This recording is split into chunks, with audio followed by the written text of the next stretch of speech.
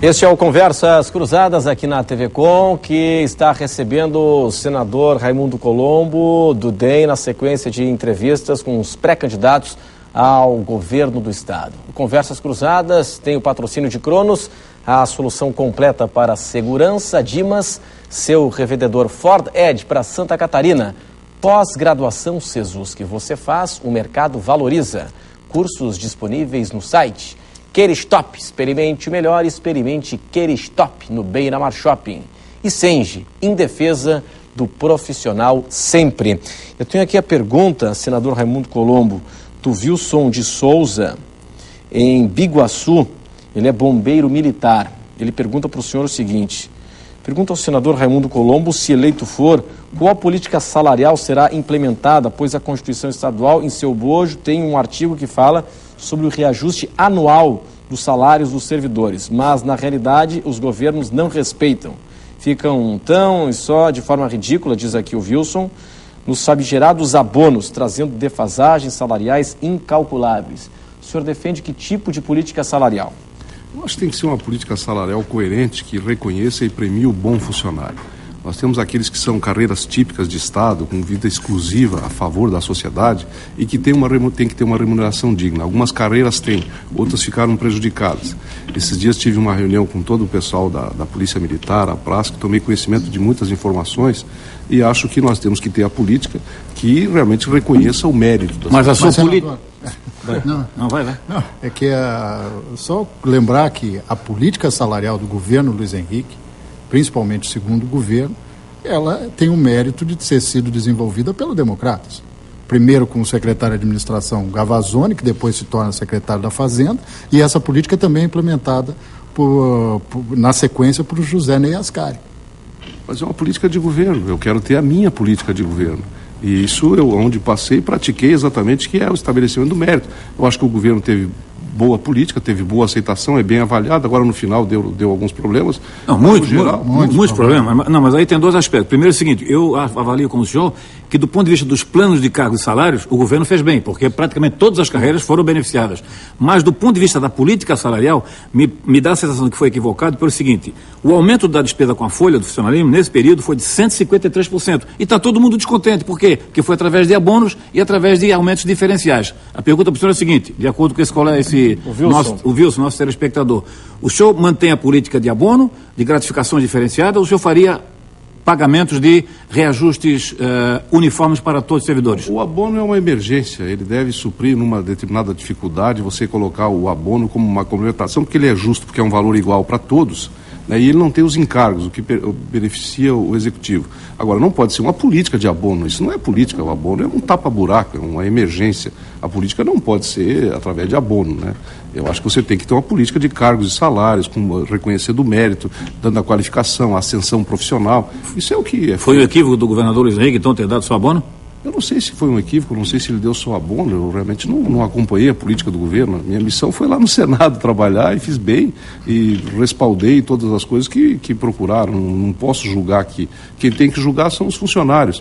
E pelo que eu sei, ele está bem avaliado. Bom, senador, qual é o modelo que o senhor defende para efervescente Celesc? De um lado tem o seu grupo de servidores que teme a privatização da empresa, com a ascensão agora do acionista, o maior acionista minoritário, né, individual, que é Lírio Parisotto.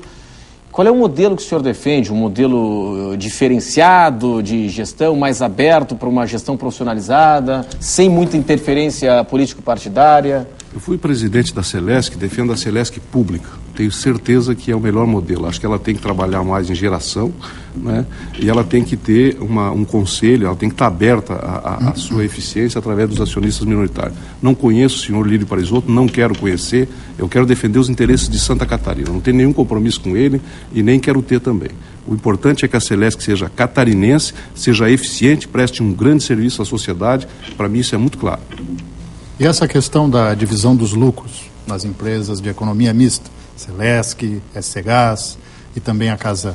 Eu não entendo que deva haver, os lucros devem se voltar para a sociedade através de obras. Né? Isso é muito claro para mim. Pagar diretor e conselheiro, então o senhor meu governo não vai ter.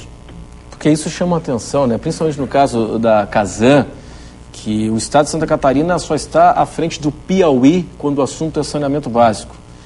E mesmo com os investimentos que estão acontecendo, aí a Casan tem um lucro e no lugar de devolver esse lucro para obras públicas, esse dinheiro ele é repartido 50% para a diretoria e o restante para os colaboradores? Para mim é muito claro, não posso concordar com isso. Senador, então, o maior problema de Santa Catarina é a saúde.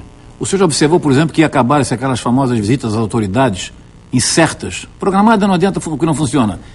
Eu acho o seguinte, se o governador e o vice-governador, o secretário da saúde, fizessem visitas incertas nas emergências dos hospitais da Grande Florianópolis e das principais cidades de Santa Catarina, isso ia mudar em 24 horas. Eu não tenho dúvida, Moacir, eu fazia isso como prefeito. Eu lembro um dia, como se fosse hoje, um cidadão estava brigando na porta do pronto-socorro, era uma briga, o pessoal, sai pela porta dos fundos. Eu vou sair pela porta das frentes, eu não tenho medo nenhum, qual é o problema? E aí cheguei lá, o cara estava brigando porque ele queria tratar do dente, era 7 horas da noite numa sexta-feira, a pessoa mandou ele voltar segunda. Eu nunca soube daquela... Por que os governantes não dão uma licença? O que a gente fez? Nós fizemos um pronto-socorro 24 horas, aproveitando a infraestrutura existente. Então, esse contato com as pessoas, andar nos corredores, visitar as escolas, eu faço isso como senador, eu vou em tudo. Eu chego na cidade, eu vou visitar a Polícia Militar, vou lá falar com as professoras. Isso me agrada, me dá elementos para mim trabalhar, para mim poder cobrar. Esse tipo de coisa é insubstituível, não tem nenhum relatório que substitua isso. Uma coisa é a tela do computador, outra é uma lágrima, é uma esperança, é uma pessoa sofrendo no atendimento. Não tenho dúvida que esse é o caminho. Para mim é muito claro isso. Sabe que ontem aqui no Conversas Cruzadas, senador Raimundo Colombo, nós estávamos com a senadora Ideli Salvati discutindo a questão da falta de representatividade política em Santa Catarina. Tem os recursos da Defesa Civil, tem os investimentos históricos, nosso aeroporto internacional Ercílio, que é uma vergonha, os investimentos em infraestrutura. E aí veio a referência, segundo a senadora Ideli Salvati, da liderança nacional do DEM, é a catarinense, o ex-senador Jorge Bornhausen, dizendo que o próprio ex-senador Jorge Bornhausen já foi ministro e que no atual governo Lula se investiu mais em termos de educação do que na época do ex-ministro Jorge Bornhausen.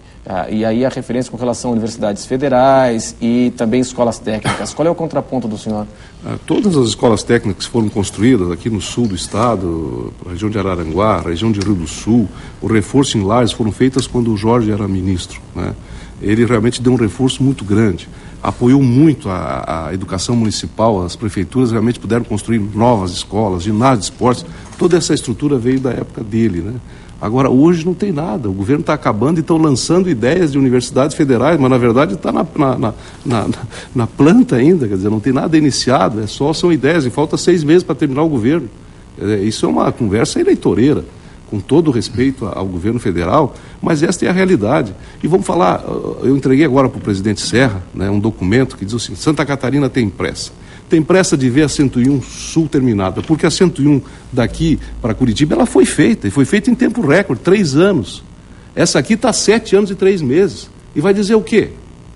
Esse final de semana, eu não gosto de falar isso, porque parece apelativo, mas morreram 10 pessoas.